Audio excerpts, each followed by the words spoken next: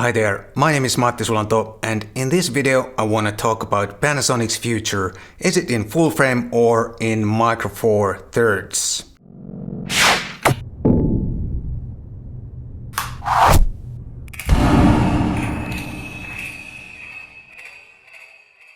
Before I get started, I'd like to say that this is my personal opinion as a photographer. And I have no behind the scenes information. What I'm gonna say or what I'm gonna comment is based on what I've seen online. And the reason to make this video is that ever since the launch of the S series, especially Micro Four Thirds users have been afraid of the future of Micro Four Thirds. What's gonna happen now? And recently, Mr. Yosuke Yamane, who's the director of the business imaging division of Panasonic, gave an interview to DP Review. And he said some really interesting things, and I'm gonna comment on that too. So let's get started. First of all, in my opinion, Micro Four Thirds has a future. And there's a very good reason for it. Even though Panasonic started their S series, the full frame series, there is big enough difference between Micro Four Thirds and full frame. It's about 2 stops if you want to put it that way. And it's the same case with Fuji. They had their really good APS-C system already. It wouldn't make any sense for them to start making full frame cameras because it's too close to APS-C. They instead went to so-called medium format. And Panasonic has the same idea here. Both systems are needed and wanted, and there is enough difference between Micro Four Thirds and full frame. It wouldn't make any sense for Panasonic to make APS-C cameras, as also Mr. Yamane said in his interview. Micro Four Thirds is already a mature system. There are 2 major camera manufacturers committed to it, and also a lot of smaller manufacturers. And as a matter of fact, just a couple of days ago there was an announcement that Yongnuo, Media Edge and Venus Optics are officially joining also Micro Four Thirds. So that only makes it stronger. And there are tons of lenses and accessories available for Micro Four Thirds cameras. The lens lineup is pretty awesome if you combine Panasonic Lumix lenses and Olympus lenses and all the other third-party manufacturers' lenses. So I think it's pretty hard not to find a suitable lens from all that. And the bigger depth of field is an advantage for Micro Four Thirds system, especially for video shooters, and there are lots of video shooters using Micro Four Thirds camera, and also the video quality can be really good, as we can see in the case of Lumix GH5S for example, and that's exactly the camera I'm using to film this video. And there are also a lot of photographers who have no need for a shallow depth of field, and they don't really need it that often.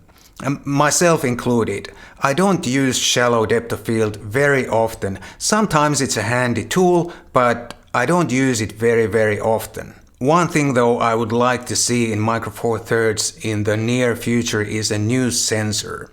I don't think the current image quality is an issue, a big issue at least, but it would be nice to see a new sensor that would show that the system is strong and developing, and it might also attract new buyers. It's true that Panasonic has recently concentrated on their full frame system, but there is a reason for it.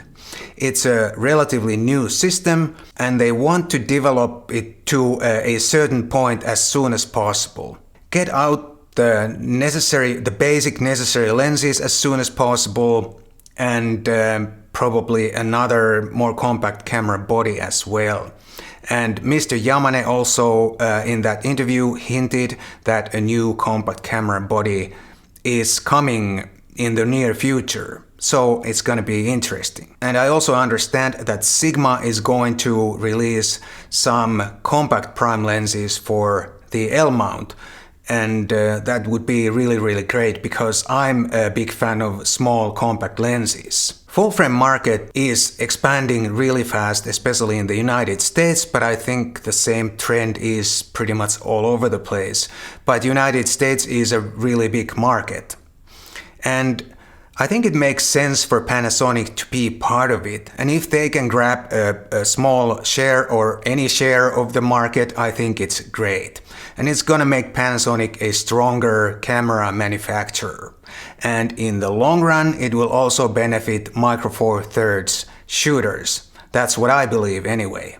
Many professional photographers prefer a full-frame camera because they get paid for their pictures, some get paid really well, so why not deliver the best possible image quality you can? And for many professionals, the size and the weight of their camera gear is not a big issue because they probably have some lights and props and all kinds of stuff with them. So it doesn't really matter if the camera back weighs 4 kilograms or 6 kilograms or 10 kilograms because it's just a small part of all the gear.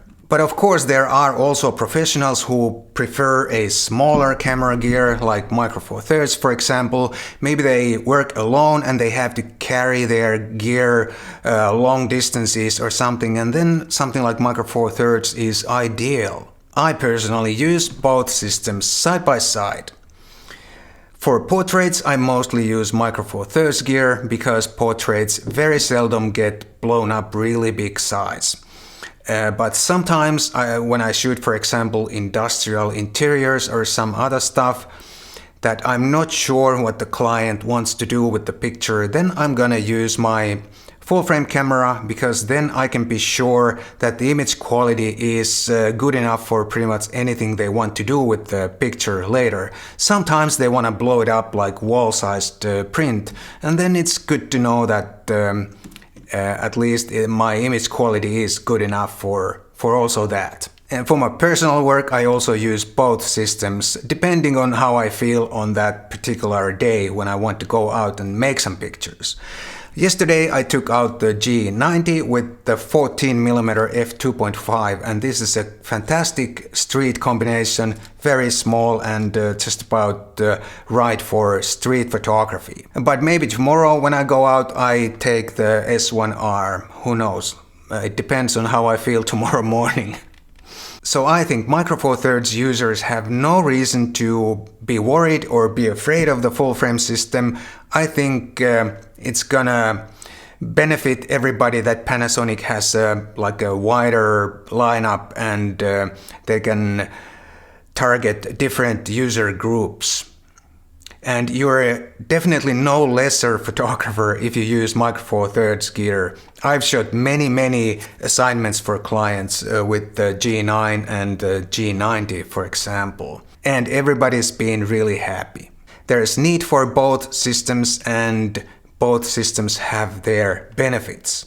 Micro Four Thirds can be incredibly tiny, and full frame can offer the best possible image quality and some other benefits of the larger sensor, like the shallow depth of field for those who want to use it or those who need it occasionally. I think we all should just relax and enjoy our Lumix cameras and get some awesome pictures with them. And I'm sure there's gonna be some interesting new gear coming up for both systems sooner or later. Thanks for watching, and I'll see you in the next one.